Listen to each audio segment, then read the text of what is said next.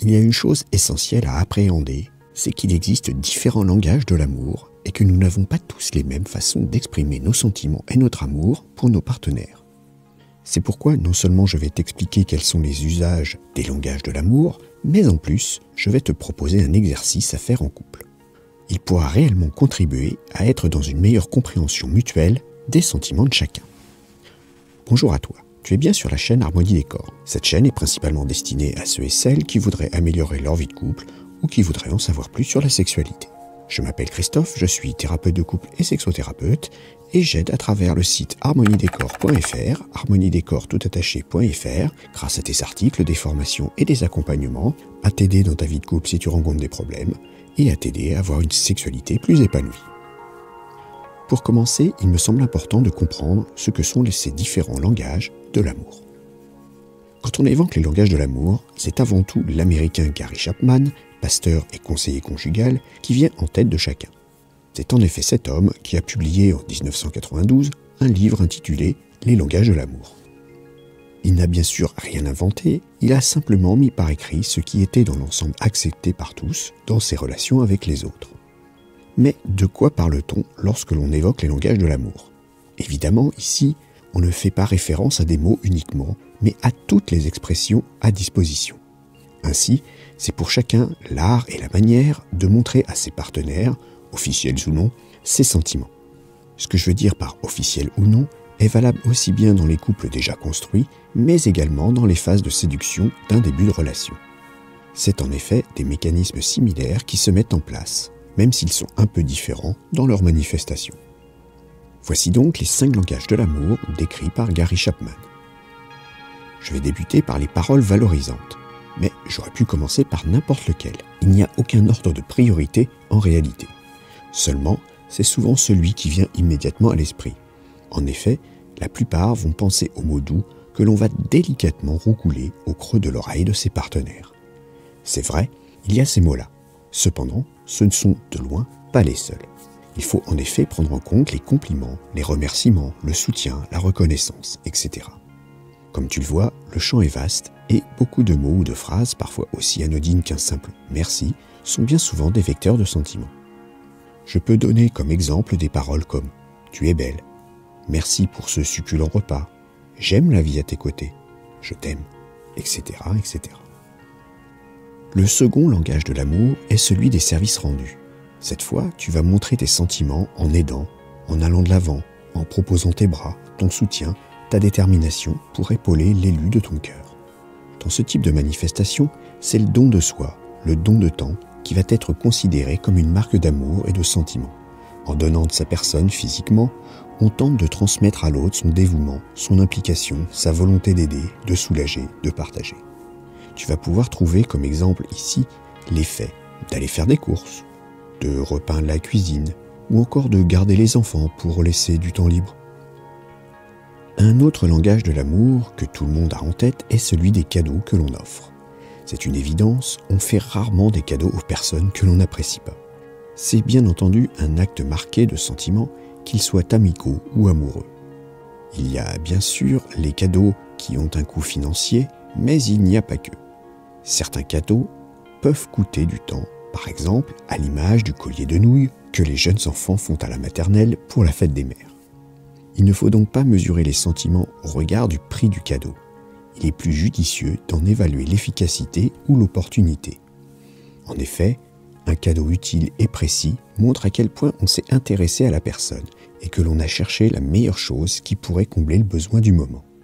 Les exemples sont très simples ici. Cela peut être un nouveau téléphone, parce que le dernier était en panne, mais aussi une veste imperméable, car lors de ta dernière balade, tu es revenu trempé, ou encore une jolie photographie encadrée faite lors de vos vacances l'an passé.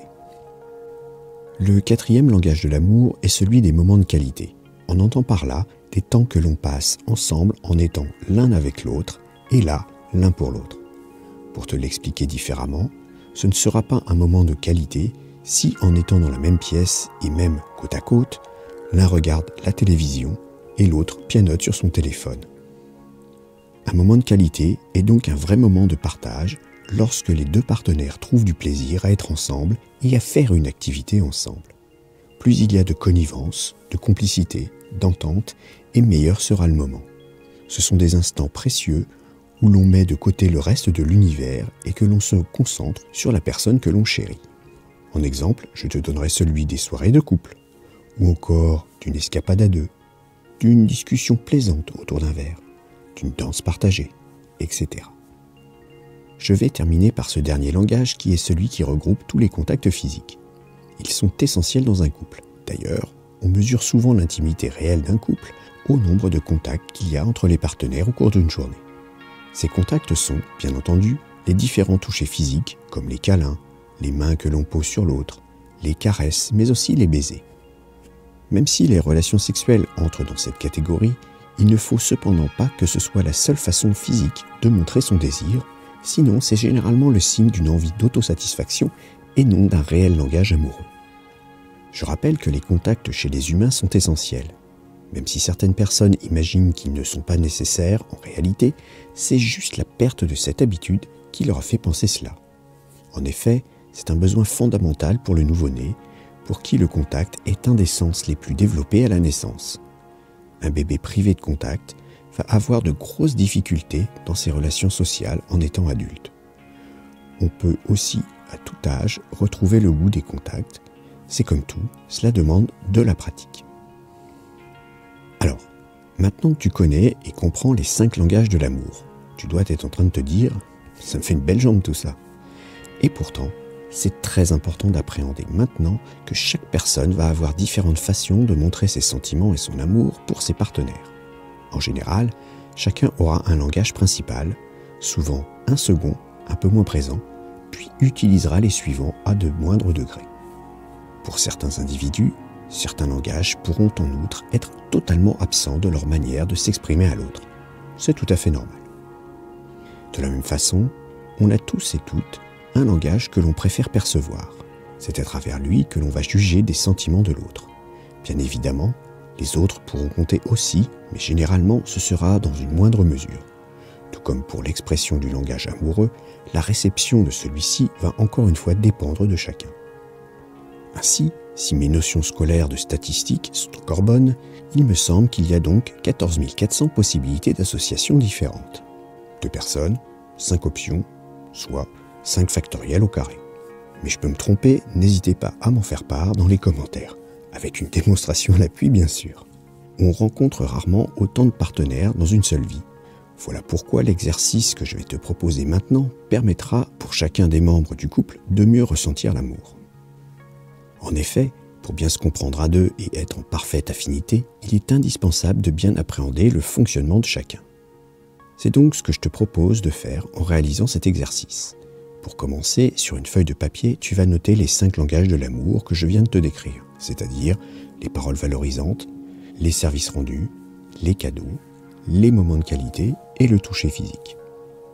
Chacun des partenaires aura sa page devant lui avec ces 5 langages indiqués et surtout bien compris. Dans un second temps, chacun va de son côté lister ses langages comme étant ceux qu'il ou elle privilégie pour montrer ses sentiments. Ainsi, la première place du classement sera le langage le plus utilisé pour indiquer à l'autre ses sentiments. Ensuite viendra la seconde manière de le témoigner et ainsi de suite. Il est tout à fait possible de retrouver dans le bas de ce classement des langages que tu n'emploieras jamais car tu ne considères pas que cela présente tes sentiments à l'autre. Ce n'est pas grave, il est nécessaire de classer les 5 langages, qu'ils soient régulièrement utilisés ou non. Dans une seconde étape, toujours chacun de son côté, tu vas maintenant faire un second classement qui indiquera quelles sont tes attentes pour recevoir et comprendre les sentiments amoureux de tes partenaires. Par exemple, si pour toi ce sont les services rendus qui sont la meilleure marque de sentiments, alors tu placeras les services en première position. Comme dans l'étape précédente, il est nécessaire de bien classer les 5 langages. Il ne doit pas y avoir d'égalité dans le classement. On a toujours une préférence. Il est important d'être totalement franc avec soi-même. Une fois ces 2 étapes réalisées, il va être temps de confronter vos listes. En effet, pour qu'un couple fonctionne bien sur l'émission et la réception des sentiments, il est souhaitable qu'il y ait des points communs. Il va donc falloir comparer l'ordre de la liste des préférences d'émission de l'un avec l'ordre de la liste de réception de l'autre. C'est un rapprochement croisé que l'on met en place. Je vais te donner un exemple. Imaginons que pour monsieur, la liste des missions de son langage amoureux est 1. Les cadeaux, 2. Les paroles valorisantes, 3. Les moments de qualité, 4. Les services rendus, 5. Le toucher physique. De son côté, madame aimerait recevoir les langages dans cet ordre suivant. 1. Le toucher physique, 2. Les paroles valorisantes, 3. Les cadeaux, 4. Les moments de qualité, 5. Les services rendus. On voit tout de suite qu'il y a une mauvaise compréhension, au moins partielle, dans les échanges. En effet, monsieur vint principalement faire des cadeaux à madame, en pensant ainsi montrer son profond amour, mais comme madame espère avant tout du toucher physique, qui ne vient jamais puisque monsieur l'a classé en dernier, il y a une première frustration. Il est vrai que monsieur arrive à dire suffisamment de paroles valorisantes pour maintenir le couple. Cependant, dans cette situation, les attentes sont fondamentalement différentes. Cela va créer du mécontentement. Monsieur fait des cadeaux, mais il n'a pas l'impression que, malgré ses efforts pour être original, madame montre un grand plaisir envers ceux-ci. C'est normal puisqu'elle préférerait largement, avec des câlins, des caresses, des moments de tendresse à deux. Tu comprends maintenant un peu mieux pourquoi tu peux parfois penser que tes partenaires ne te montrent pas suffisamment d'attention. Je vais donc à présent t'inviter à échanger vos listes.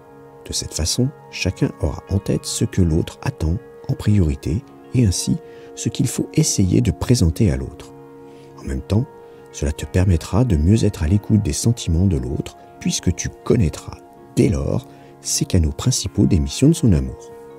Cet exercice essentiel accordera une meilleure compréhension mutuelle. Chacun pourra mieux exprimer et ressentir davantage le langage de l'amour au sein du couple. Te voici ainsi maintenant bien armé pour appréhender les différents langages de l'amour, mais aussi et surtout pour les adapter en fonction de tes partenaires. En effet, chaque personne est unique, il est donc indispensable de s'accommoder l'un et l'autre pour une meilleure adéquation en couple. L'exercice que je viens de t'indiquer t'aidera à mieux comprendre les attentes de chacun. Je te propose de me dire dans les commentaires quel est pour toi le langage que tu préfères exprimer et celui que tu préfères recevoir. Merci d'avoir écouté cette vidéo. Pour aller un peu plus loin et rejoindre le cercle des fins connaisseurs pour une sexualité épanouie, je te conseille de t'abonner à la newsletter. Tu retrouveras l'article complet, il te donnera plus de conseils et des astuces. Abonne-toi à la chaîne, active le petit pouce bleu, éventuellement ajoute un commentaire et à bientôt.